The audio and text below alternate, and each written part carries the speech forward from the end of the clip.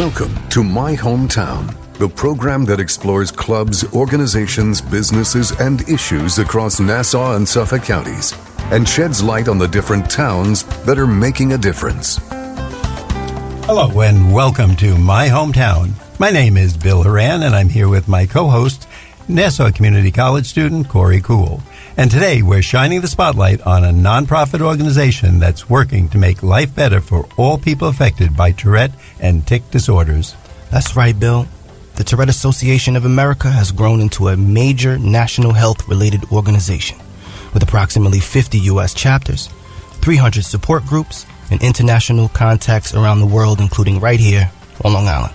And joining us today are Dr. Jane Zwilling, the co-chair of the Long Island Tourette Association and the co-director of their Youth Ambassador Program. She is also co-director of the Long Island Center for Tourette and Associated Disorders. Also here is one of their youth ambassadors, Charlotte Cheshire, and Kate Callan, the co-chair of the Long Island chapter of the Tourette Association of America and a member of the advisory board for the Long Island Center for Tourette and Associated Disorders. That's a lot of information to get into. So Jane, Charlotte, and Kate, welcome to My Hometown on the voice of Nassau Community College 90.3 WHPC. Thank you so much. We are really, really happy to be here. Okay, well, we have some good questions, and we want to learn a lot about Tourette's today. So for people who don't know exactly what Tourette is, could you explain what the symptoms look like and how it may affect males or females, if differently or the same? All righty. Well, Tourette is called Tourette syndrome, Tourette disorder. It's all the same thing. It is actually a neurodevelopmental disorder that has a childhood onset. It's genetic. It's lifelong. There is no cure, but there are some treatments for it. It is an incredibly misunderstood, misdiagnosed, and underdiagnosed disorder. As I said, it's genetic, it's inherited. It does have a pediatric onset, which means that the symptoms do appear before the age of 18. Mostly symptoms first appear between the ages of 4 to 7, 5 to 8. This is not a rare disorder. Tourette and tic disorders actually occur in 1 in every 100 school-age children in the United States, and Tourette occurs in 1 in every 160 school-age children in the United States. Tourette is recognized by motor and phonic tics. Those are involuntary movements and sounds. The symptoms vary from person to person. We consider Tourette an idiosyncratic or individualized disorder because no two people that have Tourette look exactly alike. There's currently no medical test that confirms the diagnosis. It's confirmed by a clinical diagnosis from evaluation or reporting, self-reporting, parent reporting. And it's actually more common in males than females. Sometimes the statistics say 3 times more common, sometimes it says 4 times more common. As people reach puberty, the symptoms of Tourette actually become more intensified. The symptoms also wax and wane, so tics do come and go. And as people reach adulthood or their early 20s, for many, many people, the symptoms quiet down. Tourette is also considered an iceberg disorder. We call it the tip. Iceberg? Oh, okay. Tip of the iceberg. Because what you see and how people get diagnosed is that they're having these movements or sounds that are involuntary. And if you picture an iceberg, the tip of it sticking out of the water, but underneath the water, there's a lot of other layers. So for the vast majority of people that are diagnosed with Tourette, there are a lot of co-occurring disorders, which can include anxiety, ADHD, sensory issues, what else? OCD is a big one. And before the show, you told me, I think most of us from TV, we think of Tourette as somebody yelling out just on maybe every 6 or 10 second intervals, and they'll just scream, something quick but very loud, and everybody in the restaurant will look at them. But you said that's really only part of maybe 10% of the people, right? Okay, no, those phonic tics are common. Oh, they are? Just a noise. People will clear their throat. They might have a cough. They might hum. They might yell out a word or something. There is a symptom, a characteristic of less than 10% of the Tourette population. That is often the thing that is illustrated on TV in the media, which is what they call the cursing tic. That's actually called coprolalia, and that's the one that's really only in about 10% of the population. But most people, if they know anything about Tourette, they think people are yelling out curse words. And now, that is not true. I'm sorry, I don't mean to cut you off, but when you hear the words Tourette syndrome and you also use language like tic disorder, is there anything different between the two, or are they different words for the same similar situation? Okay, thank you. That's a great question. So Tourette syndrome is actually one of a group of tic disorders. In order to be diagnosed with Tourette syndrome, you have to have 2 or more motor tics, so involuntary movements, and at least one phonic or vocal tic. People that have a diagnosis of just a tic disorder, they may just have motor tics or one motor tic, or they might have a vocal tic disorder where they just have a vocal tic. But if you have Tourette syndrome, the whole syndrome, you're going to have both the motor and the vocal tics, and like I said, for the vast majority, some other perhaps co-occurring disorders to go along with that. Okay. Do we know what actually causes, not we, obviously, I don't, Corey doesn't, but you guys are the experts. Do we know what actually causes Tourette's? So we do know that it is genetic, and there's always a first case, but it is genetic and it is inherited from, generations before. Researchers and scientists are always looking for that very, very, answer to find out exactly where in the genetic material we can pinpoint and say, there it is. But as of now, unfortunately, we don't have that information, and therefore we don't have a cure for Tourette. Would we always know someone who has Tourette's? When I say no, obviously see them and be able to identify it? Or is it something that might happen just in a very mild way that you could say you had it, but I certainly wouldn't see it? And I know I've met people who say they have it, and there's absolutely nothing that I could identify that's different about them. So years ago, we actually called Tourette syndrome a spectrum disorder, but we got rid of that word because it was getting confused with some other disorders, meaning that people can have very mild cases all the way on the spectrum to having very severe cases. So yes, indeed, you probably do. There might be someone sitting in this room at this radio show right now that has Tourette, but you wouldn't exactly pick up on it. And we do know people that have Tourette, and you wouldn't know it by just looking at them. Some people actually have tics that are more internal, so you wouldn't even be able to see them. And as I said before, sometimes, when a youngster is diagnosed with Tourette, by the time they enter into, young adulthood, a lot of their tics quiet down, so you wouldn't see them either. Sorry to interrupt this information, but you are listening to My Hometown on the voice of Nassau Community College, 90.3 WHPC.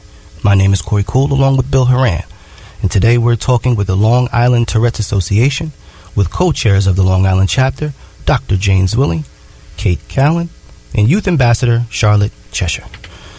So, if we could just back up a little bit, start from the beginning. Can you tell us a little bit more about the Long Island Tourette Association, and when did it start? Sure. The Long Island Tourette Association is run by volunteers, and our mission is to provide help at the community level to families affected by Tourette syndrome through a variety of services in Nassau and Suffolk counties. Okay. So for support, we offer support groups on the first Friday of every month at the DeMattis Center, which is located at 101 Northern Boulevard in Greenvale, which is directly across the street from NYIT. And these meetings run from September through June, so every month throughout the whole school year.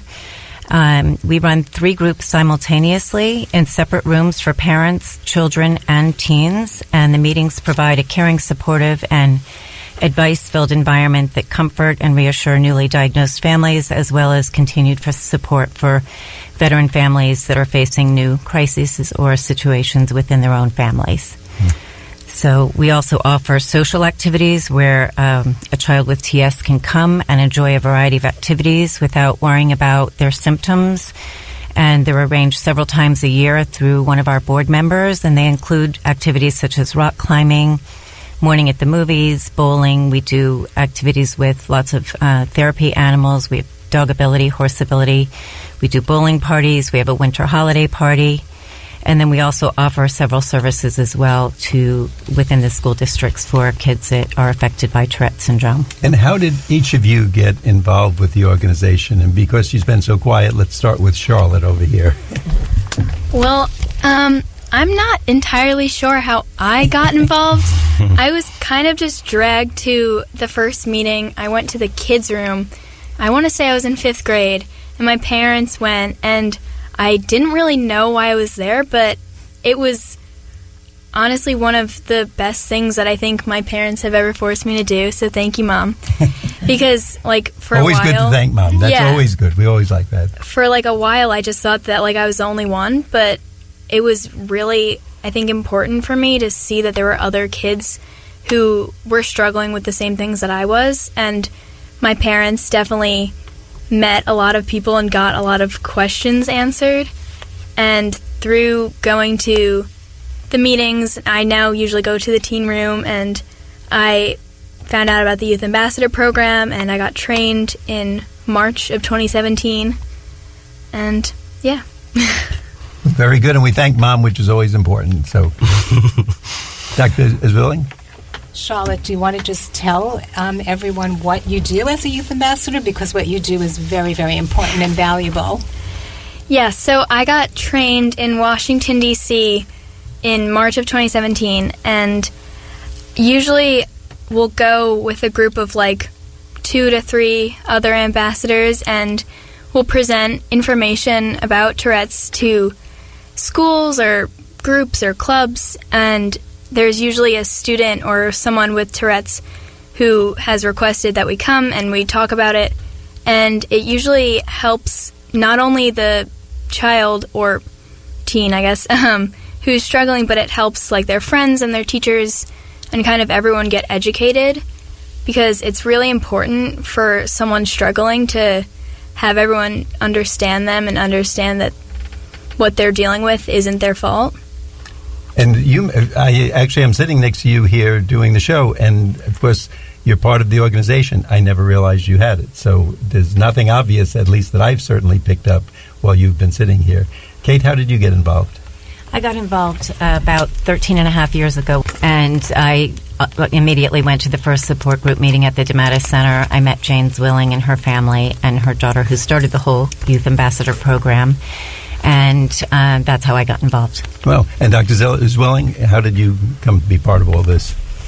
So I've been involved in this for about, I'm trying to think now, 23 years, because I do have a family member that has a diagnosis of Tourette, and I felt that I needed to get involved and give back a little bit. So that's what I did, and as Kate said, my daughter, who's now 30, developed the Youth Ambassador Program, which right here on Long Island, she developed that program, but it is now a national program that the Tourette Association of America is using, and my daughter and I have also gone to Europe, and we've in English-speaking countries, we've trained kids there to, also do these peer-to-peer education programs.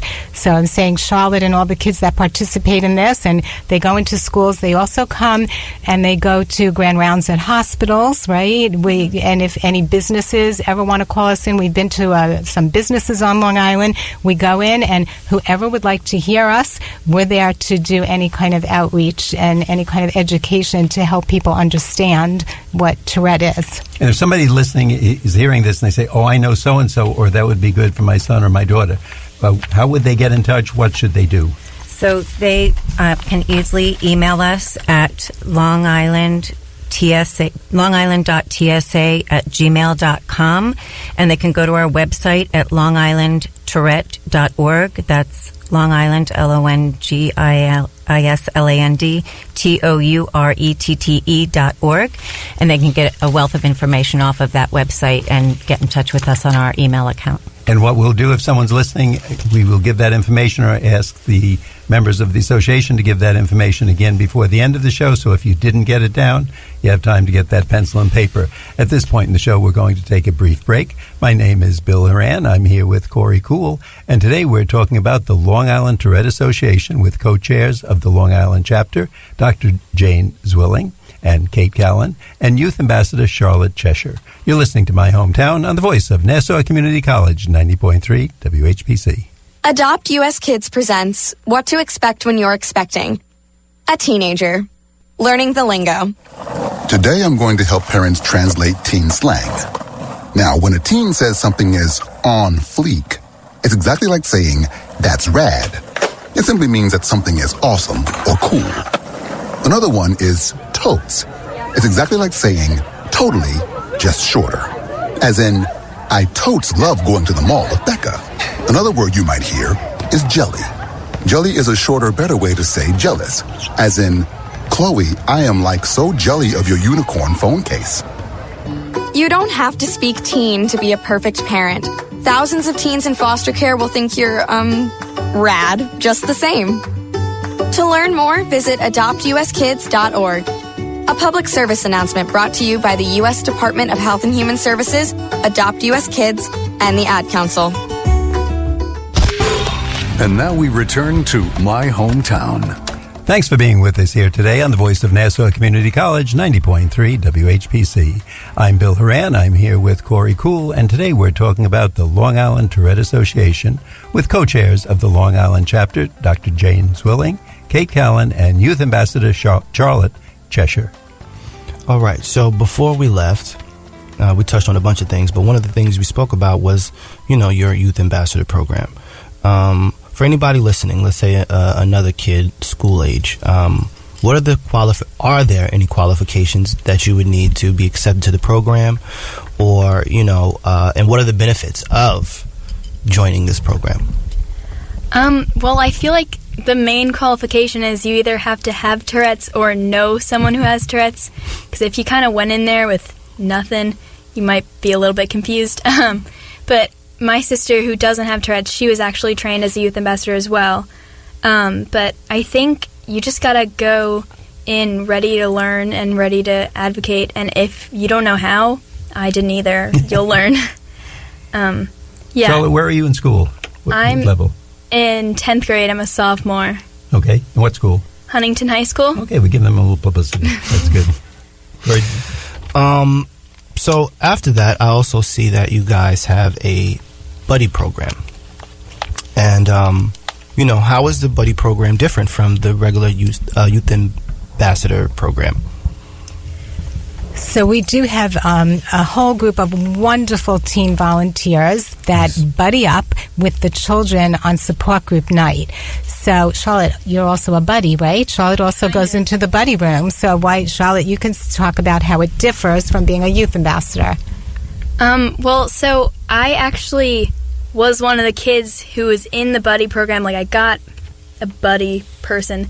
And that made me feel like someone kind of would listen and they wanted to talk to me. And then when I got a little bit older, I kind of became a buddy, and I would try and be there to talk to the kids. But usually, like, if you go up to a little 8-year-old and you're like, hey, you want to talk about Tourette's? They're like, no, I'm just gonna do my game.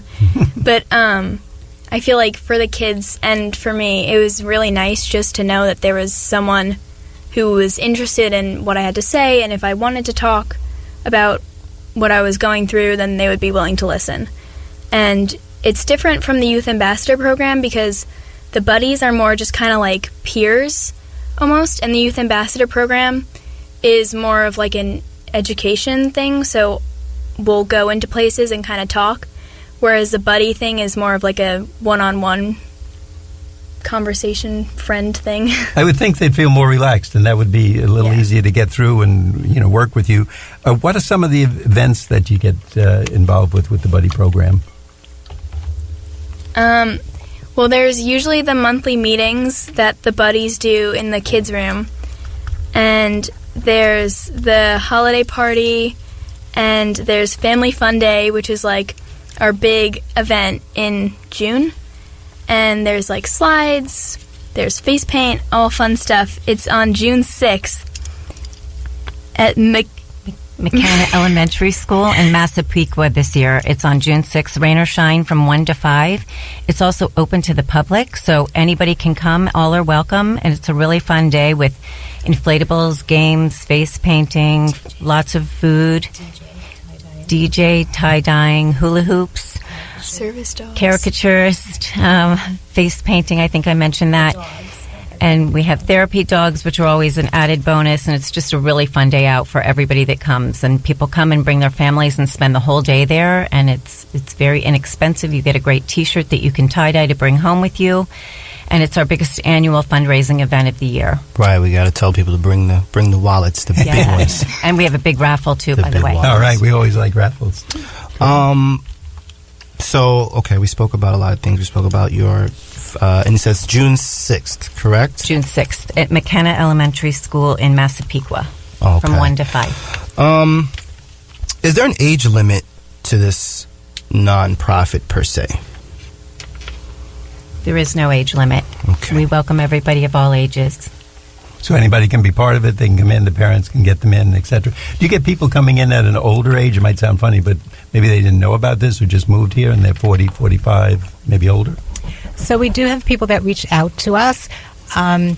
It's a little difficult for them to come to our support groups, although sometimes they do, because most people that are coming to the support groups are parents of children that have Tourette. So we do try to, support them and, do the same kind of services for them the best that we can. But, yeah, so people get diagnosed later in life. It's a very underdiagnosed disorder, and sometimes people they find out after their child or a grandchild gets diagnosed, they find out, hey, I have this too, and people just really need some support. So we're there. We're totally there to give everybody what they need. If families have young children in that room, the children's room where the buddies are, we've had kids as young as 2 years old in there. There are professional people, like teachers that are in there, and they can bring it's not just the kids in there, and we can have the little kids in there too, so it can be a babysitting space if the families want to come to support group. Okay, sorry to break up the... That's okay, Corey, go ahead. But you are listening to My Hometown on the voice of Nassau Community College, 90.3 WHPC. My name is Corey Cool, along with Bill Horan, and today we are talking about the Long Island Tourette Association with co-chairs of the Long Island chapter, Dr. Jane Zwilling, Kate Callan, and Youth Ambassador Charlotte Cheshire. What are some of the issues that are facing people who have Tourette's? Charlotte, you want to start us off, and then I'll go into maybe adult issues? Yeah, so I never really experienced, horrible bullying, but I have had a few experiences with, some peers who just didn't really get it, and it can be very frustrating to, first of all, not really understand what's going on in your own brain, but then trying to kind of explain it to other people to help them understand, and sometimes they're not really willing to understand and listen. But I think I can't speak for everyone, but just for me personally, I think for a while I felt very alone, and I felt like no one could ever understand what I'm going through because it's only happening to me. But then once I started going to the support group, and I feel like more when I became an ambassador, I kind of met other kids who were more similar to me, and I felt a lot less alone. But in school, it can be really frustrating to just get work done because it's almost like your mind is in two different places at the same time. So I feel like more when I was younger, before I was diagnosed and stuff, school was really difficult and a place where I just didn't really want to be. Which I guess a lot of kids just don't want to be at school, but it was kind of like I just didn't want to go because I felt like, what was the point? But it's very interesting to hear that, because as a teacher may say, gee, she's just out of it, or she's not paying attention, and there was a reason why. This is all going around in your mind, you're having this problem, and by having the buddy system, by having the Tourette Association, there's people out there who can help you, and you're a great representative. Now I know why they picked you. I'd pick you as an ambassador too, and I think This might be the beginning of your political career. You know, Thank I think you so you're going much. to go on for a number of years. By the way, to our audience, we want you to know that if you didn't hear the whole show, you can hear a podcast at nccradio.org. Just go to My Hometown and then the show on Tourette's. You can hear all what our guests have been saying today, learn more about it. And again, I will ask our guests, if someone is interested in getting in touch with you, how do they find you and get in touch? They can find us on our website at longislandtourette.org, which has a wealth of information about all of the services and support systems that we provide for people. And our email address, if you want to contact us directly, is longisland.tsa@gmail.com. And if everybody turns out as nice as Charlotte and as mature and as a future ambassador, you're doing a great job. Corey? This is a real important question that I want to ask after listening to everything, and especially Charlotte's, testimony about it. What is this, as a society, do you think, or a community, do you think we could all do, to help those with Tourette syndrome and tic disorders? Yeah. How can we help out? Well, I think if we're focusing on people with Tourette's, just always be mindful that they might be struggling with something that you can't see and that you don't know, because they might not even say, like, oh, I'm ticking right now, because I'm just ticking all the time. Like, I'm not going to say it. But I think just even in general, even if someone doesn't have Tourette's, just be mindful and willing to listen and know that sometimes you might look at someone and think, oh, they're so annoying and oh, they're doing that on purpose, whatever, but like usually that's not the case. And just be a little bit more open and willing to learn and become educated. And Charlotte, when you say you're ticking, is that something we would see or notice, or is that internal? Well, I mean, I guess if you looked close enough, you could notice, but usually if you get that close to me to look, I would probably... Smack me. Yeah. Okay. So, like, even my sister, she's like, oh, I wouldn't know. Like, a lot of my friends, when I tell them, they're like, I wouldn't notice.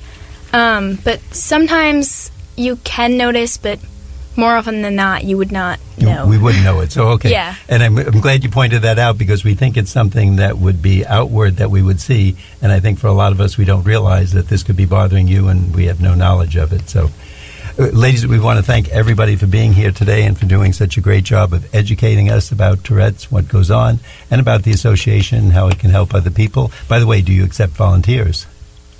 Always. Always? See, she knows. She's a definite politician for the future. We want to thank you today and to our guests, Dr. Jane Zwilling, Kate Callan, and Charlotte Cheshire of the Long Island Association. Thanks for being with us today on My Hometown. I'm Bill Horan. I'm here with Corey Cool, and today you've been listening to this week's edition of My Hometown. We like to get your feedback on My Hometown. Send your comments to WHPC@ncc.edu. Nassau Community College, where success starts and continues. Till next time, this is Bill St. James. And remember, there's no town like your hometown.